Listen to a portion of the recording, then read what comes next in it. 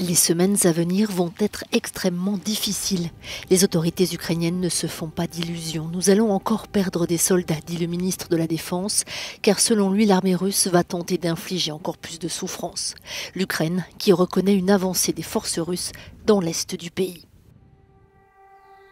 Je pense que ce sera comme dans les autres villes. Il y aura des tortures, des fusillades.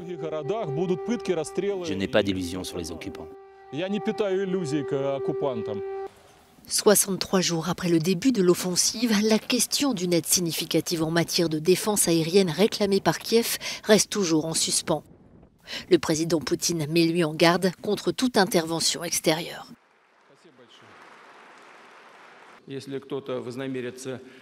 Si quelqu'un a l'intention de s'ingérer de l'extérieur dans ce qu'il se passe en Ukraine et de créer des menaces inacceptables pour la Russie, ils doivent savoir que notre riposte sera rapide et foudroyante. Dans l'usine d'Azovstal à Mariupol, dernier bastion des soldats ukrainiens, la situation reste très difficile. Coupés du monde et entourés de centaines de civils, ils appellent à l'aide. Dans notre groupe, il y a plus de 600 camarades blessés avec différents niveaux de gravité.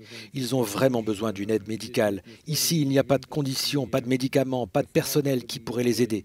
Nous avons des civils blessés, nous les aidons autant que nous le pouvons. Sauver Mariupol, ces manifestants réunis sur la place de l'Indépendance à Kiev en appellent à la communauté internationale. À leur tête, la femme d'un fantassin piégé dans l'usine, elle réclame une médiation internationale.